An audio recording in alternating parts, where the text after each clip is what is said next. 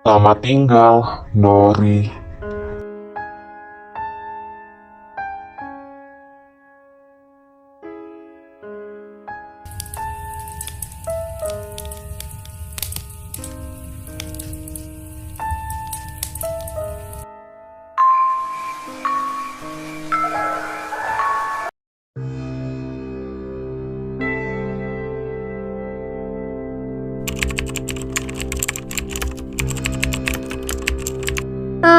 Zaman sekarang susah banget sih cari kerjaan. Padahal aku udah ngelamar kerja 5 kali, tapi selalu ditolak. Ih, sebel banget deh. Kenapa sih dunia ini serasa nggak adil? Ih, ini lagi. Siapa coba? Ada lowongan pekerjaan, tapi jadi guru les. Gajinya lumayan nih. Kebetulan banget nih. Aku kan belum ada kerjaan. Mending aku terima aja deh. Lagian gajinya juga lumayan banget nih. Daripada nganggur yang ada diomongin sama tetangga. Kan lumayan nih ya, kalau aku kerja gajinya bisa untuk kebutuhan sehari-hari.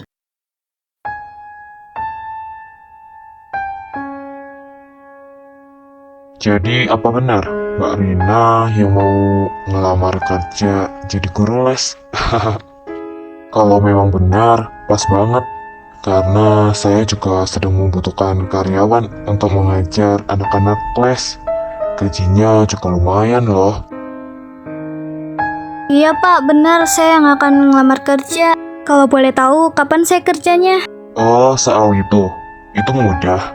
Kamu kerjanya setiap malam Senin dan malam Jumat pukul 11 malam. Yang bener aja. Loh, kok ngajarnya malam-malam Pak? Duh, kok aneh banget sih. Iya, malam-malam. Karena itu sudah menjadi syarat mutlak untuk menjadi guru les. Lagi pula gajinya juga besar loh. Sebenarnya aku ragu, tapi gajinya lumayan. Ya udah kalau gitu Pak, saya terima tawarannya. Mending terima aja lah daripada nganggur kan. Lagian gajinya juga gede. Oh iya, ada satu lagi syarat. Apapun yang terjadi, kamu harus tetap mengajar sampai pukul 1 malam. Ngerti?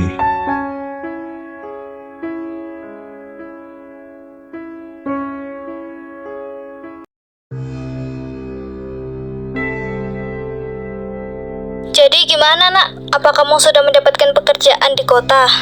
Iya nih Bu, aku udah dapat pekerjaan di kota. Tapi kerjaannya agak aneh sih. Memangnya pekerjaannya apa nak? Coba cerita ke ibu, siapa tahu ibu bisa bantu kan. Jadi gini, aku kan ngelamar kerja jadi guru les, tapi ngajarnya tuh tiap malam. Kok aneh banget ngajarnya tiap malam? Apa nggak sebaiknya dipikir-pikir dulu? Ya udah sih, tapi nggak apa-apa lah. Yang penting kan gajinya juga gede, lumayan buat kehidupan sehari-hari. Ya udahlah, terserah kamu aja. Asalkan kamu hati-hati ya, dan jangan lupa berdoa dimanapun. Ngerti? Iya. Ya udah ya, teleponnya aku matiin dulu. Soalnya aku lapar banget. Ya udah kalau gitu, jaga kesehatan ya. Dadah.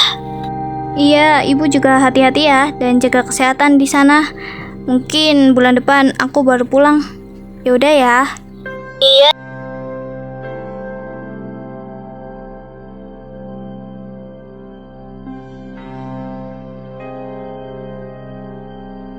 Duh, lapar banget. Mending aku pergi ke Yumart aja deh, sekalian stok isi makanan.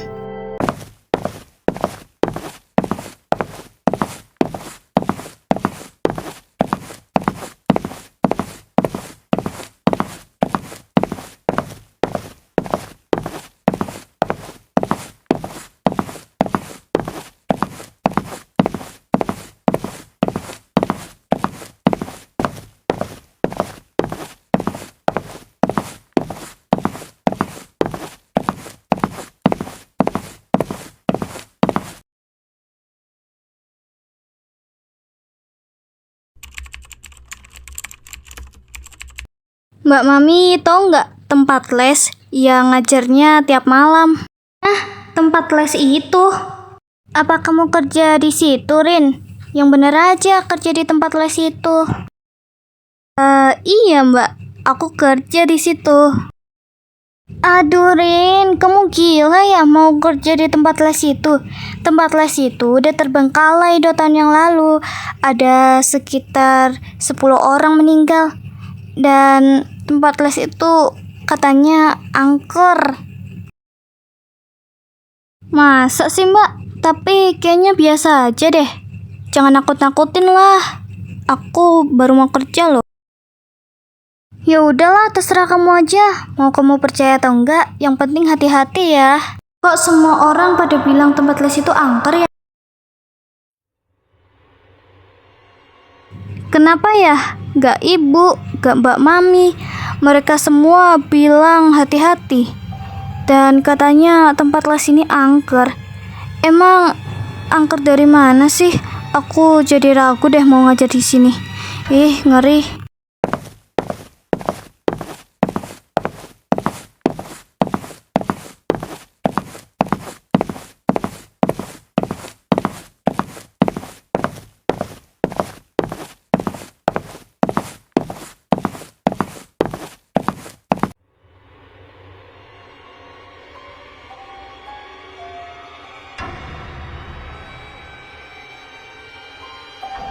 Perasaan dari tadi tempatnya sepi banget deh. Merinding banget. Apa emang bener ya tempat ini angker? Udahlah.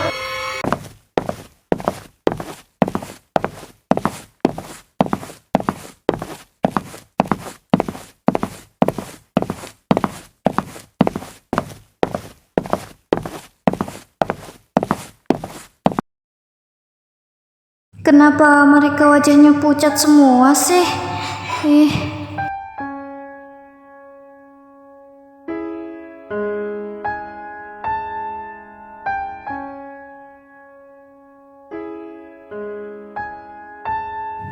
Selamat malam anak-anak. Perkenalkan, nama Ibu Rina.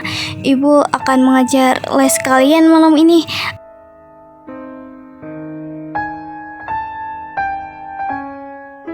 Kok perasaan mereka semua diem aja sih? Mana wajahnya pucat semua lagi? Aku jadi takut deh mengajar di sini. Aduh. Kenapa? Kamu takut ya ngajar di sini? Kalau takut, bilang aja. Ada aku kok. Kamu siapa? Kenapa kamu bisa ada di sini? Kenapa mereka? Kenapa kamu takut ya? Kamu harus ikut mati dengan kamu. Enggak. Aku nggak mau ikut mati sama kalian.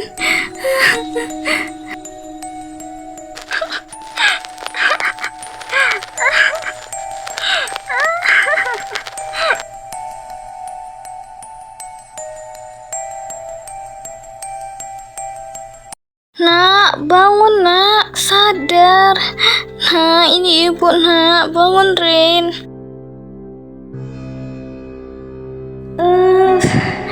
Kepala aku sakit banget. Ibu, aku takut. Tolong aku nggak mau ngajar lagi di tempat les itu.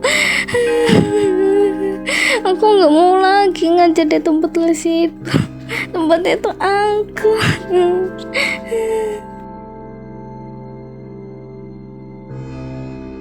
Udah, tenang ya, tenangkan dirimu.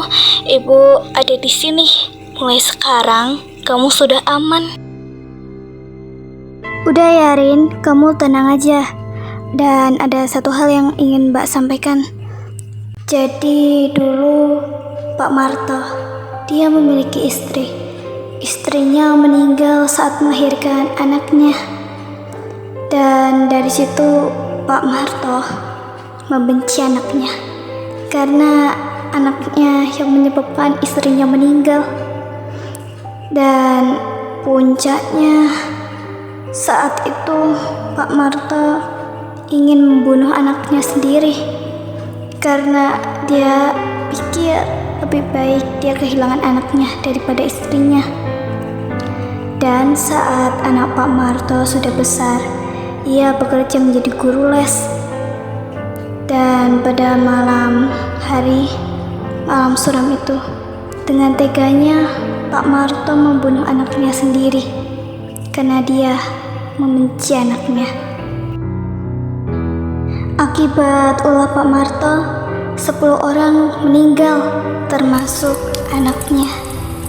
Tapi Pak Marto berpura-pura tidak mengetahui apapun, hingga tempat les itu menjadi angker karena telah terbengkalai 2 tahun. Tega sekali Pak Marto.